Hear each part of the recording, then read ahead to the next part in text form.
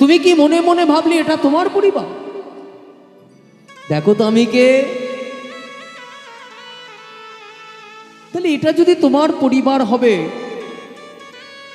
তাহলে তুমি কাদের সঙ্গে যুদ্ধ করবে? এসব তো তোমার পরিবার। কেউ পিতা, কেউ মাতা, কেউ ভগ্নী, কেউ ভ্রাতা। তাহলে তুমি যুদ্ধ করবে কাদের সঙ্গে? তখন অর্জুনে চৈতন্য ফেরানোর জন্য গোবিন্দ আমার বিশ্বরূপ দর্শন করিয়েছিলেন। যেই মাত্র বিশ্বরূপটা দর্শন করালেন, সঙ্গে সঙ্গে অর্জুন দেখছে মহাজন্ম হচ্ছে। সখা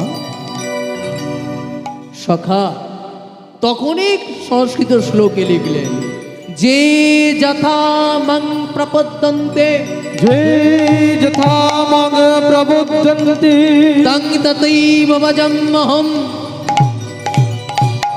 মমুবৎমানুবনুবর্তন্তে, মনুষ্যা পার্থ সর্বস্ব। মনুষ্য পার্থ সর্বস্ব।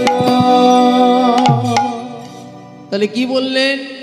যে যথা মাং প্রপদ্যন্তে, যারা যেভাবে কে আমাকে যে অবস্থায় পেতে চায়, তাং তাদেরকে, ভজাম্যহম যারা আমাকে যেভাবে আমাকে ভজনা করে, তদ্রূপ আমি তাদের কাছে সেইভাবেই ধরা দিই।